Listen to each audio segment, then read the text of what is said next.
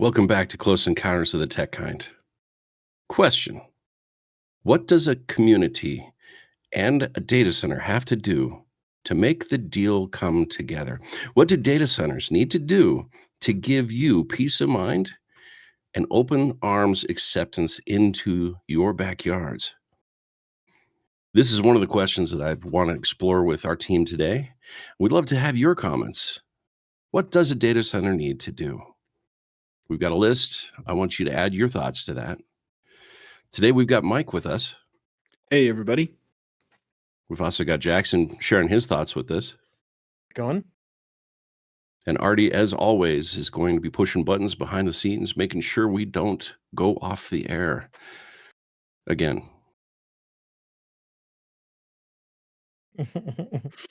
Good. May the force be with all of us. So, data centers. We're watching moratoriums kick in. We're watching holds put in. Did you hear about Texas? 1,800 data centers getting put on pause. Just Texas. 1,800 data centers are on hold.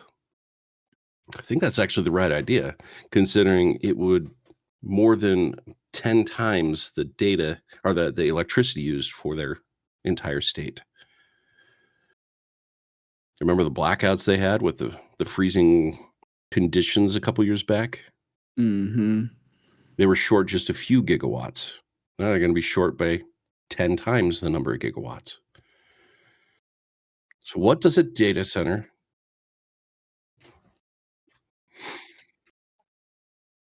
So power is one of the things they got to figure out. I think any data center should figure out how to be power neutral. You know, the carbon neutral thing that we keep talking about? What if they were power neutral? They were generating their own electricity. And when there's times of surplus, they feed it back into the grid for the rest of us peasants. Not that we're all peasants. I think some peasants are better than other peasants, but actually that's not true. We're all equal peasants. Well, I mean, how would you want them to generate that power? Because, Any way possible. well, what they have been doing, some of them have been, they've been extreme pollutants. So you especially wouldn't want that near your city or town if, they're just burning diesel all day long or, whatever it might be. I don't know if laws and regulations have come up to change that, but I know that Google, for one, was kind of a main offender when they were talking about being, carbon neutral or whatever by, I think, next year or 2 years from now. And then they had introduced, all these data centers and they were just burning fuel to generate the electricity in these turbines. So I think that's another consideration that needs to be made. I would love to see, heck, throw in a nuclear power plant.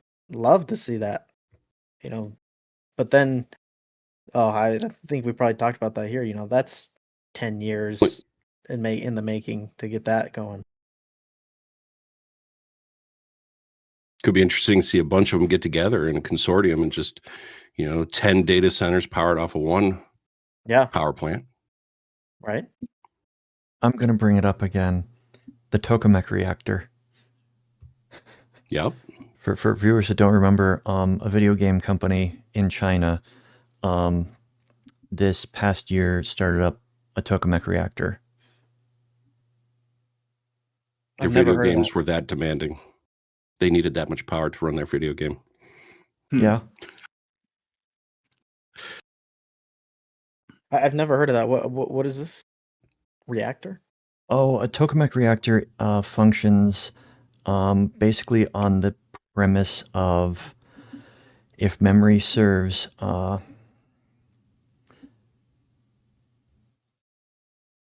don't remember. My memory does not serve me. I will bring it up really fast. Cool. So that serve was not returned. So point for us. Is that how this goes? Yeah, it's Awesome. magnetic field generated. It generates power through magnetic field. And those magnetic fields are contained in some way, right? They use the fields to contain plasma. in Basically a fusion reactor. yeah. Very cool. So power. They need to generate their own power and probably a surplus of power, and they shouldn't take power away from the town that they're seated next to. I think we can agree on that. Not just the Right. town.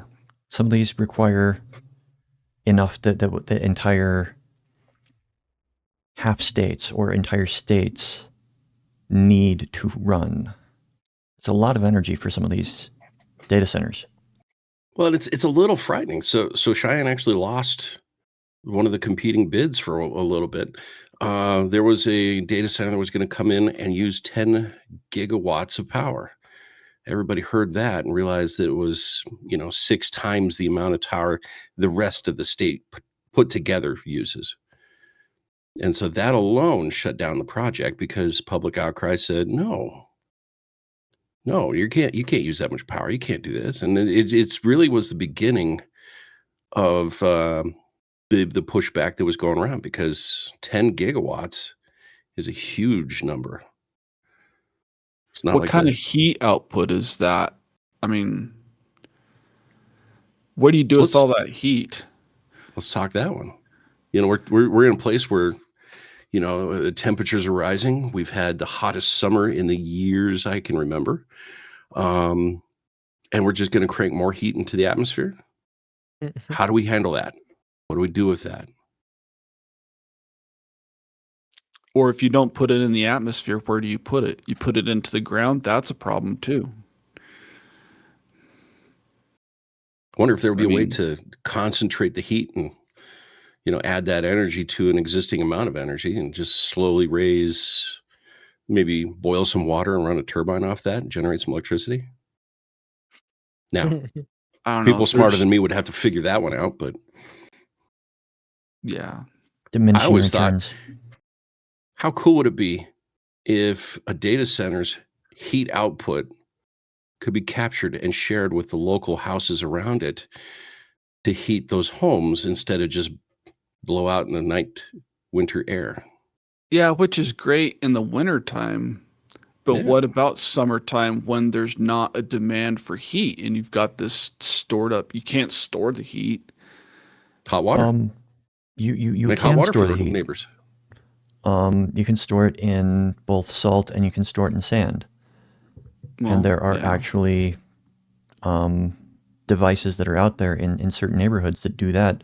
They'll store the heat and then they transfer it back into being electricity later.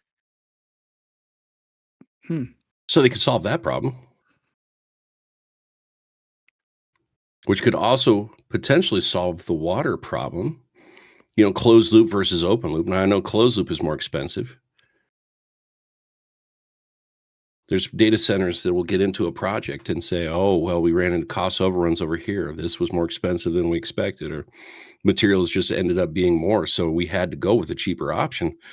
Sorry, we're just going to pay for the water. I got an idea on that. Companies out there that do this day in and day out know what a performance bond is. Mm-hmm.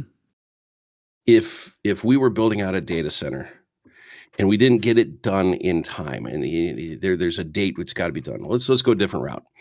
If our job was to build a highway, and we have 3 months in the summertime to do it because that's the only other season in Wyoming. We have winter and construction. We've got 3 months to do it.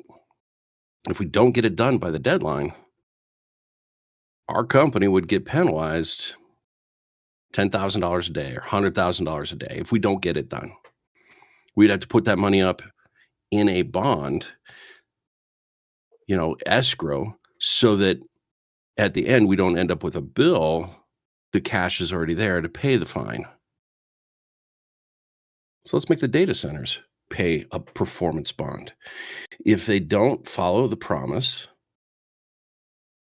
they get to pay the price.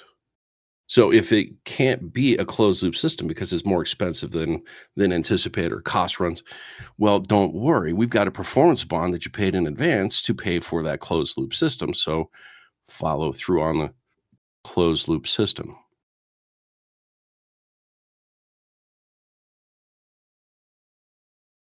Oh, and the water consumption, having it recycle, that's just a good thing. How about a water treatment plant on site for them so that they can actually handle and decontaminate the water and put it back into their own systems? Could be an interesting idea. Where would they offload the contaminants? Yeah, that's what I'm thinking. Not in our rivers. Yeah, But Well, still I have to be they still need to go transported. somewhere. But that's the hazardous materials have a waste process that can be followed. So put that into the contracts that, if we're talking carbon neutral, how about waste neutral? Put that in. I'd get behind that if there was no contaminants put back into our water system that now I've got to be on the hook as a taxpayer to pay that water bill. Right. I've thought a lot on this, guys. I've got ideas. I still Well, hear think the more heat ideas than generation just is mine. going to be one of the bigger issues because many of the data centers, the surrounding area goes up by as much as 5 degrees. And that is a lot of heat to be generating. So See, this is why I'm all on favor of northern areas or southern areas closer to the poles. Just open the windows instead of turn on the air conditioner. I mean, Right. Mike, how many times Although- have you and I told our kids, open the windows, don't turn on the AC? Right. But then you get to the point of where you're making an impact on the polar environment. Then we already know that the ice caps are already downsizing themselves, right? So Yeah, I don't know.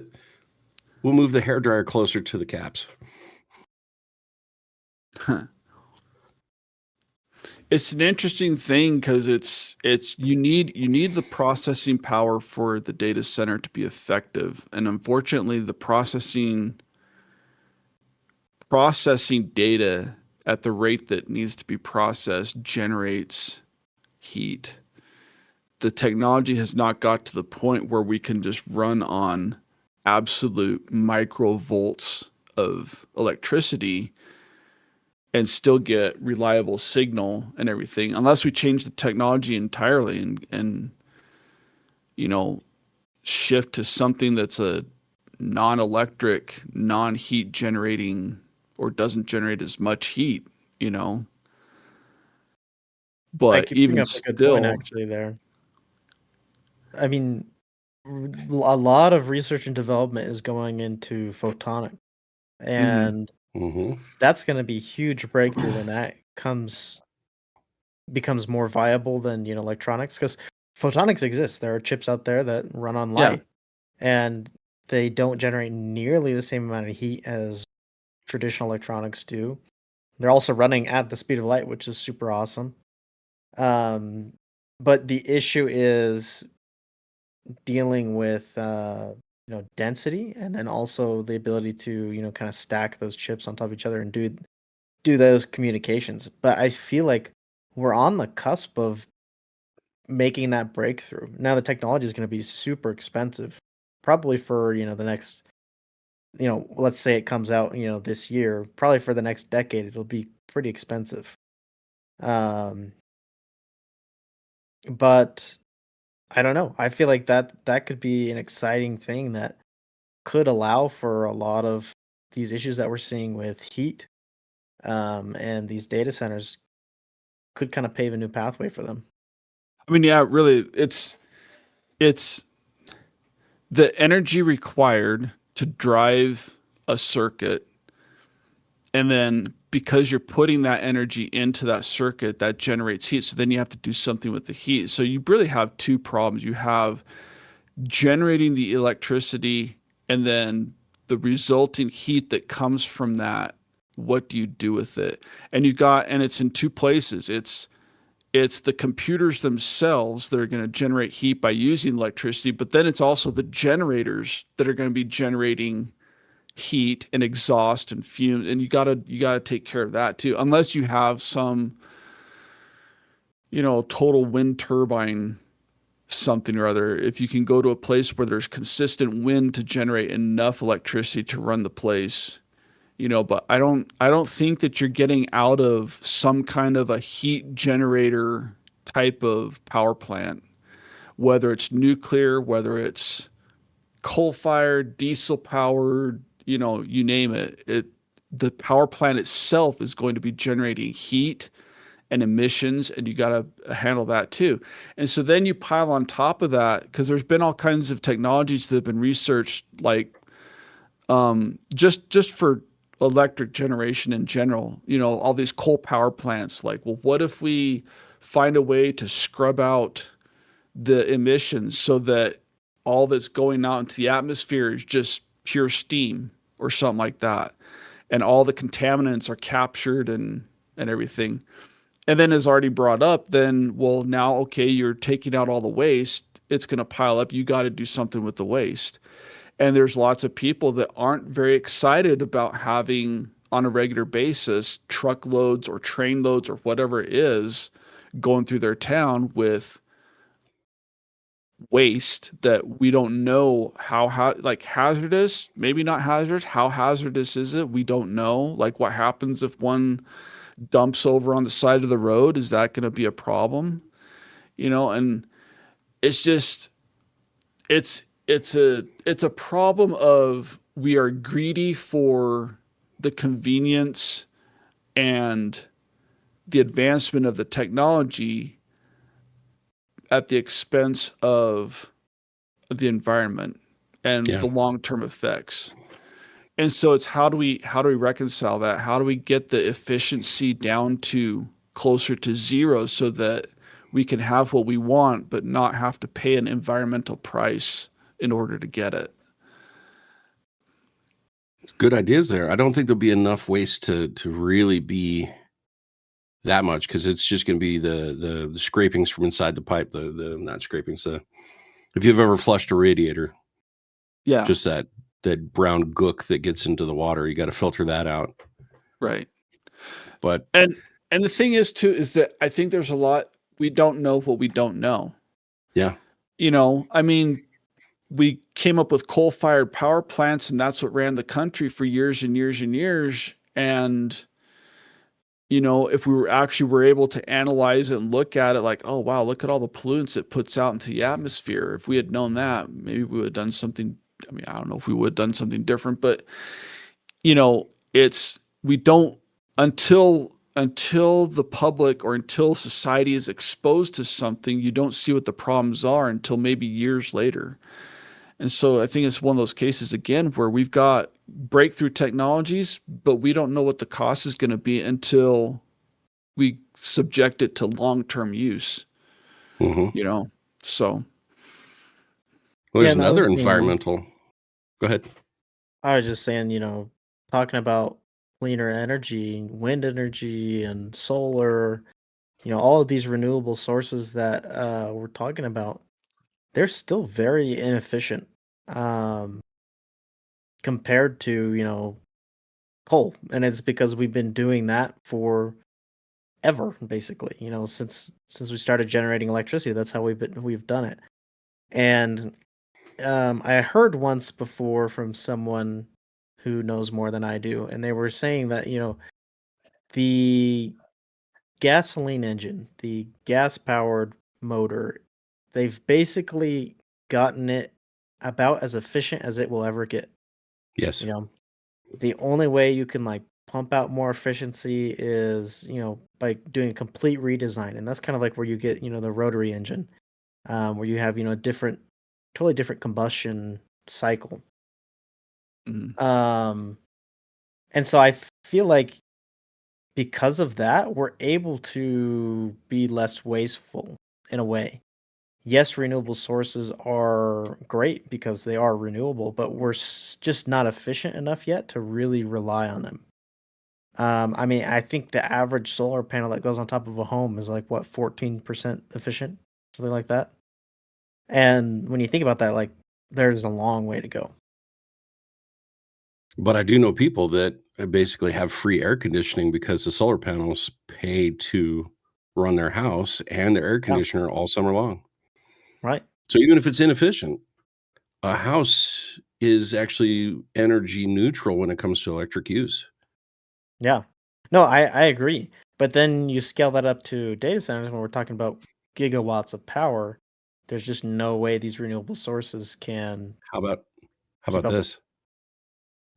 Data center offers to put solar panels on everybody's roof.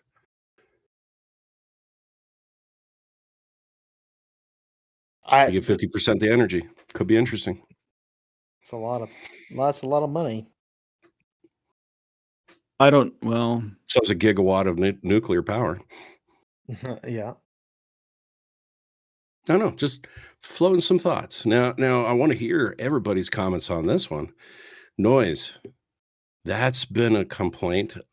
Many neighborhoods say I can't sleep at night. It doesn't stop. It's 24/7. High-pitched screaming in the machines behind the house. Now I'm also going to put this into another one. I think any town that wants to put a data center in should check all the boxes here, answer these questions. The towns don't need to answer these questions. The towns need to ask these questions, and the companies coming in should be the ones answering. Here's how we're going to do this. How are you going to keep the noise down? And why does it have to look like a big industrial warehouse? Why can't it look beautiful? You guys have seen like a Lowe's and a Home Depot. Outside of those places aren't monolithic boxes. There's some decoration on the outside so it looks attractive. Let's make it look good. Let's make it sound good. Let's make it yeah, participate in the neighborhood instead of be an eyesore.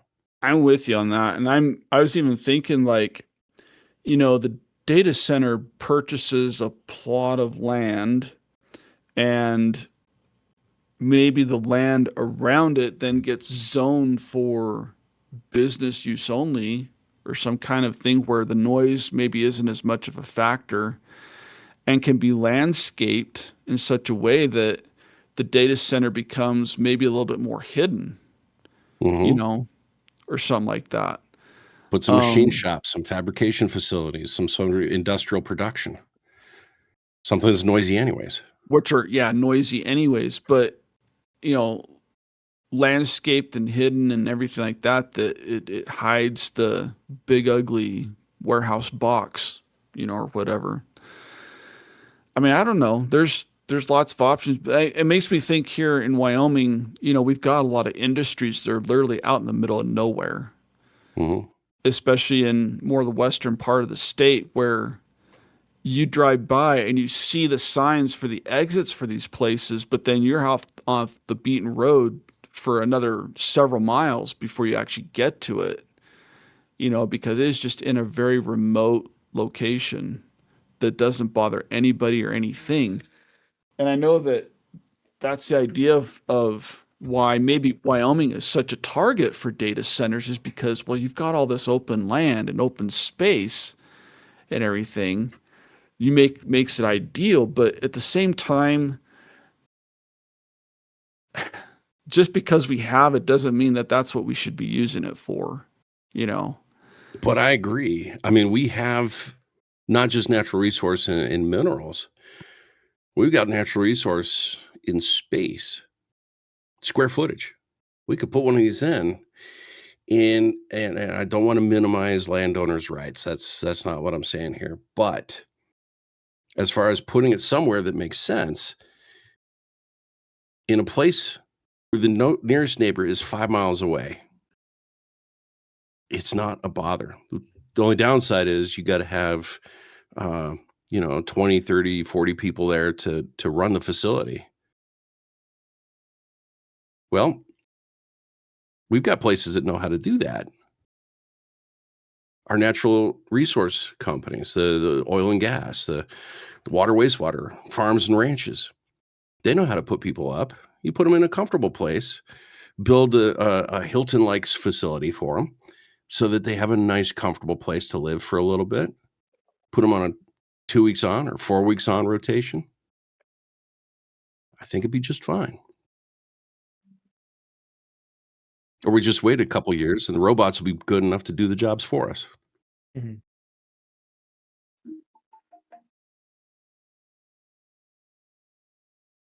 But I think if we put it out in the middle of, the northern part of the state where there's lots of geothermal energy, kind of solves a problem there too.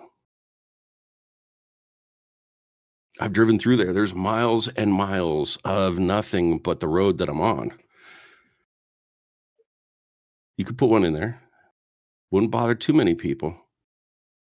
And let's face it, the winters, you keep them nice and cool. Summers would still be warm. Yeah, I don't know. So- I'd have to think about that. Going back to the noise stuff, Mhm. I was looking because I remember I had seen a video Ben Jordan did on infrasound. Yeah. Infrasound are frequencies below 20 hertz, and data centers do generate quite a bit of infrasound. And so it's interesting to think about, kind of like how Mike was saying, oftentimes we make research and development, but we don't know what the long-term effects are, just because we haven't been exposed to it. Nobody's been exposed to it before. Introducing that kind of level of infrasound into communities, we may find some negative side effects. The research isn't completely solid about the effects of infrasound on individuals, but some low-level research has shown that it's possible that that is the case. Ben Jordan is working on his own research paper at the moment, but kind of like Mike said, we don't know yet. We don't know what the implications are of exposing entire communities to high levels of infrasound. Well, and that's one of those things. If we're talking about a town saying we want to let data centers in, this should be on the checklist. We're learning these things. And again, I want to find a way to cooperate and have a community that embraces the future instead of fight it and say we don't want that in our backyard. Because if nobody gets in their backyard, nobody gets one.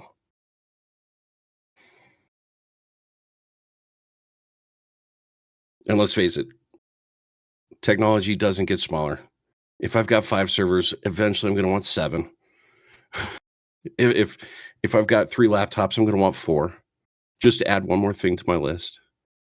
Companies are always growing unless they're dying. Well, I think going back to big picture, we've seen an insane amount of data centers being proposed and planned and announced. I looked it up and it doesn't seem like there's a exact number, but in Texas alone, there are about 500 data centers to date. Mhm. Some sources say 300, but I think 500 is a more accurate count. And you said that there was 1,800 that have been announced. Is Mhm. that right? Well, I mean, 1,800 were put on pause. 1,800 were just put on pause. So there's tons more that I'm sure were announced. So if we're just thinking about that, like we're having a huge explosion in the need for data centers, and then all of these things but like I'm just thinking in my own mind, do we really need all of that? Like, I mean, AI I has continued to I just want be 32 gigs of RAM. I mean, we've continued to implement AI into just about everything in our life now. But the data centers aren't being built yet. I mean, some are, but Mhm. not the amount that they've proposed or asked for. And so I think this big pushback, I think, is maybe showing, maybe we don't need AI to do every single little thing in our lives. because I mean we're getting by as is now, and I mean I don't know. What do you guys think on that? Do you think the number is warranted, or is this just more of the bubble being fed into itself? Bit of both. I think it's It- a bit of both. It'd be interesting also to know, like, what are people's reasons for opposing data centers? Like, Mhm. I'm sure a good part of it is environmental concern. You know, I don't Noise. want I want my water, I want my electricity. I don't want the nuisance, the noise, the whatever, the pollution potentially that might come from it. The Environmental taxes. is all one big thing. Right.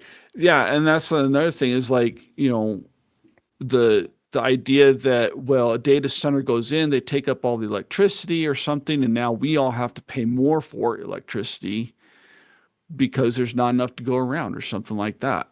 I don't know. That's one aspect of it. The other aspect could be is what's the data center used for? I'm against AI. I'm against the data collection, you know, on surveillance. You know, we talk about flock cameras and other systems like that that are acquiring huge amounts of data on lots of people. And I'm sure there's lots of people that are against that kind of surveillance and data storage. You know, why do we need that?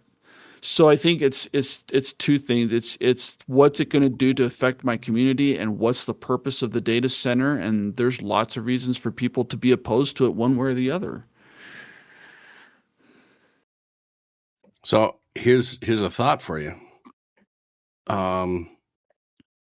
As we're building these data centers out, I want somebody in our township, in our leadership, that's looking out for our interests. I want them to take this list and say, I'm going to fight for the citizens to say our taxes won't get increased. As a matter of fact, this multi-billion-dollar data center is going to add $500,000 to our revenue every month. We're going to make sure that they pay. You know, we hear pay their fair share. Why are they getting tax breaks if they're so plentiful and they're willing to spend so much money? Mm-hmm. We put tax breaks because we want them in our backyard. Well, nobody wants them in their backyard, so let's stop offering that. What's that?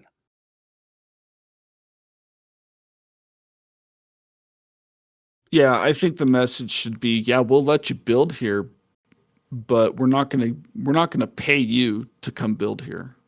Yeah. I mean, that's really what it comes down to is like we're paying these people to come build here and basically suck our resources dry and abuse our system and abuse our environment.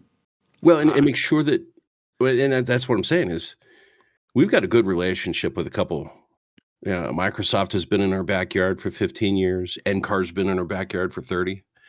You know, they know how to do this and they know how to do it well. Let's hold the new guys to the same standard. You're not going to come in industrially strip out all the resources and then walk away pocketing an insane discount on taxes and making a lot of profit off of our backs. I think our community wants our backs scratched just as much as we're scratching theirs. If we get 200 jobs out of it, great. Let's do 200 jobs. But what happens when they downsize and put robots in there? What happens to those jobs? Let's put a guarantee that those jobs are there. John, I think don't- we're turning into the sci-fi movies where, you know, the aliens come to Earth to use its resources. I think we're turning into those aliens. We're gonna start going to these planets just to put our AI data centers in. I don't think it's far off. I mean, the compromises you'd have to do for that are the same. It's like you saw the CDC. They put out a how to survive a zombie apocalypse. Did you They see that? actually? No, Yeah, that's pretty they funny. legit did that. And it's funny because the same safeguards that you would use to, protect yourself from being infected by a zombie is the same that you would protect yourself against the flu. stay your distance, wash your hands, don't let an open wound fester, things like that. Avoid getting bitten by the dead. The basics. Right. So here's another one for you. So we've talked power, we've talked noise, we've talked water, we've talked the aesthetics of the place, we've talked jobs, we've talked about carbon balance. What about recreation centers in parks and putting in something that makes sense for the community that they're displacing? How cool would it be to have a water park next to the data center? Slides and all that stuff. We don't care if it's noisy.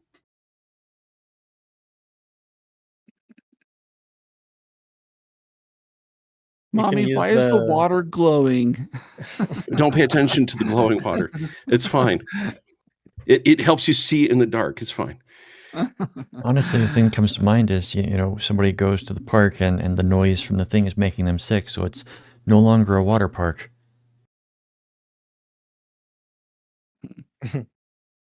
Oh, golly. Why would you do that? I don't know. But I mean, it's one of those like fine projects that these companies can sponsor. We've got Frontier Park. That's open for a very brief time in the summer. We got Archer. That's open, but it's kind of far out of town. What if we had an event center that could hold 20 or 30,000 people? Well, okay, so half the town would have to attend that, but okay. Yeah, don't get What I'm saying. don't get some people started on that.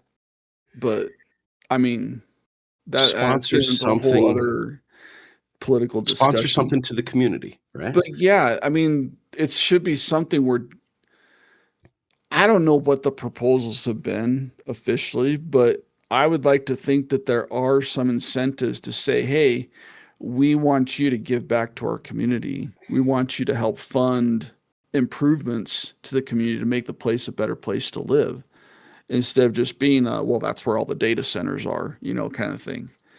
So that would definitely be top on my list to say, you'll win me over if you can show me that you can positively improve the community in some way, shape, or form. And really, that's the other thing too, is that, when I was talking about what's the data center used for, and we've talked about the issues surrounding AI and the issues surrounding even just data collection and everything. If we could get behind some really decent legislation and laws on the books that regulate how data is captured, how data is used, how AI is going to be used or not used. And if somebody could come and say, we're putting in a data center and it's got this capability to do all these wonderful things. And if we could see that that's a positive benefit to society as a whole, instead of something questionable, then I think more people would get behind a data center. Like, hey, yeah, we're doing something that's not just bettering our community, but it's going to benefit the entire world. I have an idea. I think all of us would get behind the data center if they figured out how to put a holodeck in one. It'd be cool. Oh yeah. I'm just But saying. even the futuristic shows of Star Trek dealt with the concept of holodeck addiction. I'm okay with that. I would love to explore that problem. Real hands-on explore that problem. I would put up with the data center if I could ride the Orient Express. I would put up with the data center if I could fly a hot air balloon and see what it's like to get up to the troposphere. Not possible, but it could be fun in a holodeck. And a myriad of other things I would love to try in the holodeck as well. So here's the thought. And I want to put this together because we got a couple other things we want to talk about in this. If you're still listening and you're wanting to trying to bring the community together and let's make this data center a possibility, anybody in leadership needs to communicate the things we've talked about. What are the benefits to the community? What have you done to fight for us, to provide for us, to make sure that this is equitable transaction, that this sits in our community and our community sits with it? If you don't communicate, nobody knows. We're going to form our own opinions and we're going to hate it.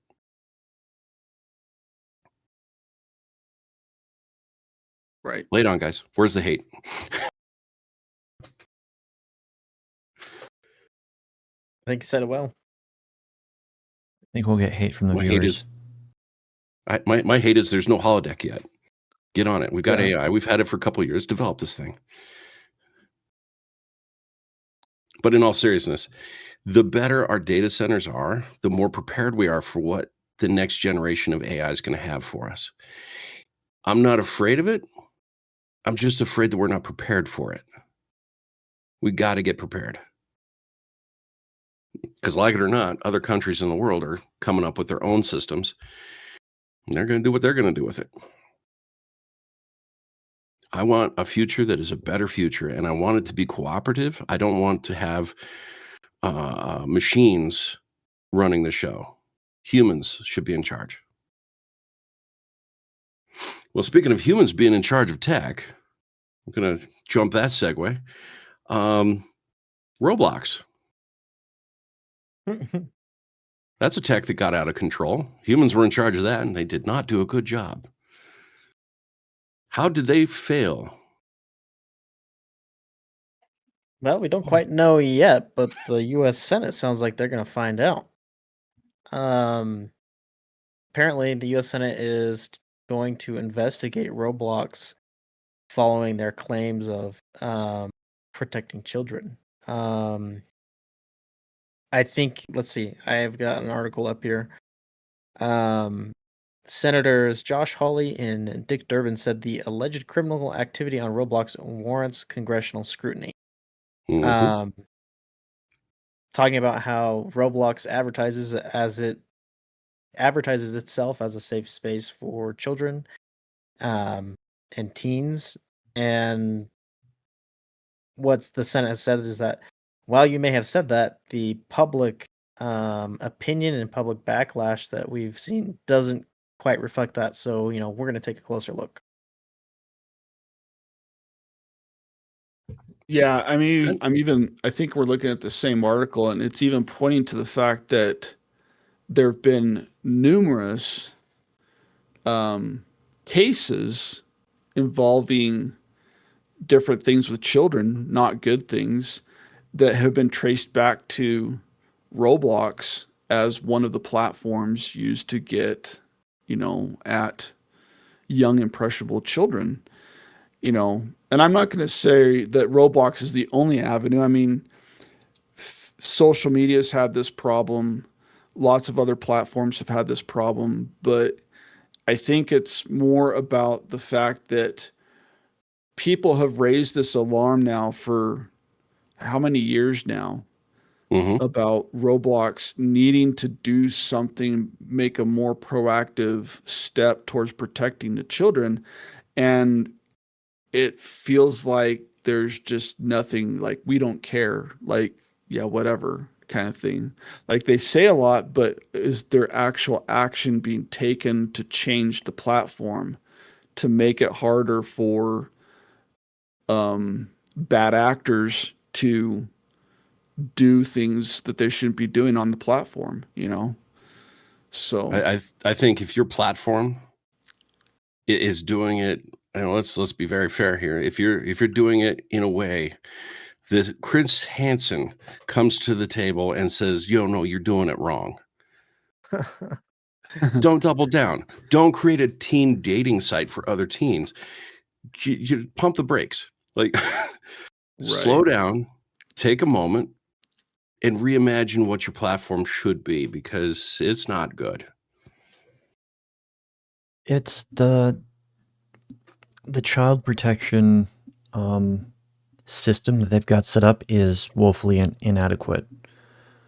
Mm-hmm. And what I mean by that is that somebody that goes in and reports something for being inappropriate is more likely to get banned than the person that has the inappropriate game, which just seems so backwards to me.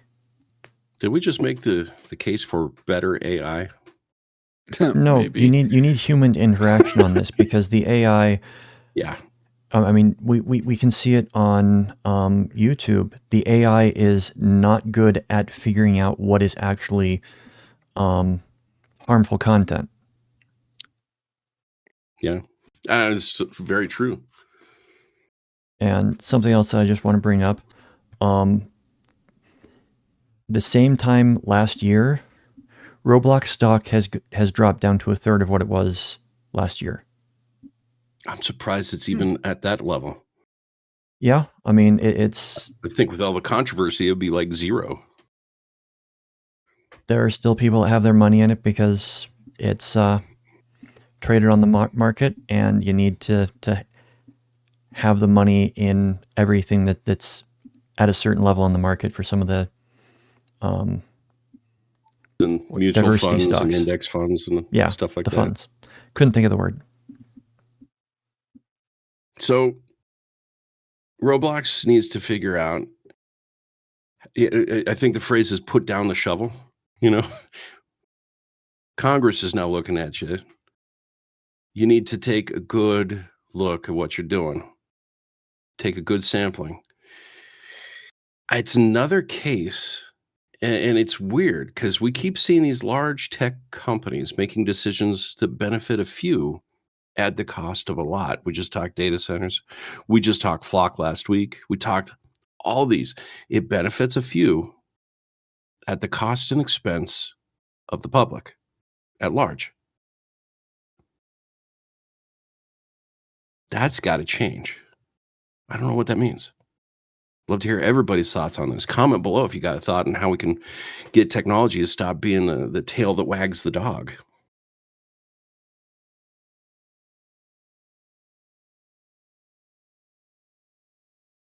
What do you do with Roblox with your kids? Do you let them play? Do you not let them play? No. Roblox Jackson? is banned. Roblox is banned from my household from day one. Go play Minecraft. Well, what do you think of Minecraft's protections? We've seen some servers shut down because of those. I don't even know. I never explored that side of Minecraft myself, so I couldn't tell you. Here's the thing. My kids have played Minecraft. I have set up a local network game of Minecraft just within my own house. My kids have never once been on a public server to play Minecraft with other people. So if I can't see you across the room, I'm not playing with you, is basically the policy I've set. Not even online with other friends. Like, even if it's friends that I know that are maybe down the street or anything, that requires, some doing that. It's either going to require a public server or me setting up the network in a way that I don't really want to set it up that way. That means opening up the internet to outside people. And I'm like, nope, we're not playing it that way. If you want to play, then it's got to be, well, okay, I'll take that back. My kids do have access through school to Minecraft Education Edition. And that is, I believe, controlled by the school district so that only kids that are in the same school or in the same class are able to play with each other.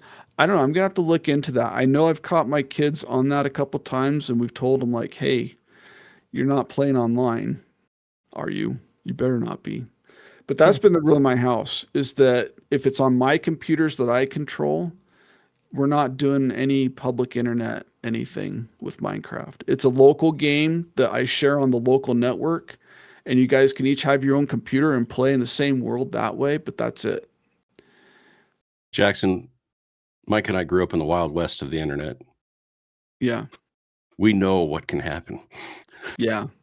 This is me, come from me, the guy who dialed up random computers in the valley, on a regular basis and downloaded files from who knows where. And Bulletin boards aplenty.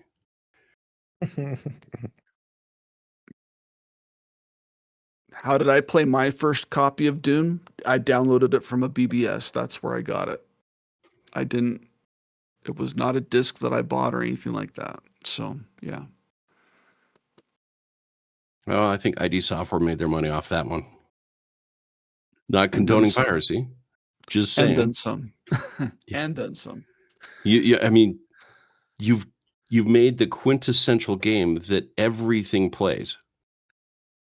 But does it play Doom? My TV remote now plays Doom. It doesn't have a monitor.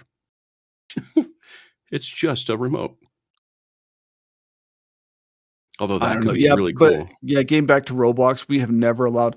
And I want to say I had one of my friends growing up, his son, I think, was into Roblox, and they were letting him play it, but it was very quickly that I learned and heard negative things about that environment that I was just like, nah, we don't need that. And I've never even downloaded it to install it or even check it out. I've never even been into it.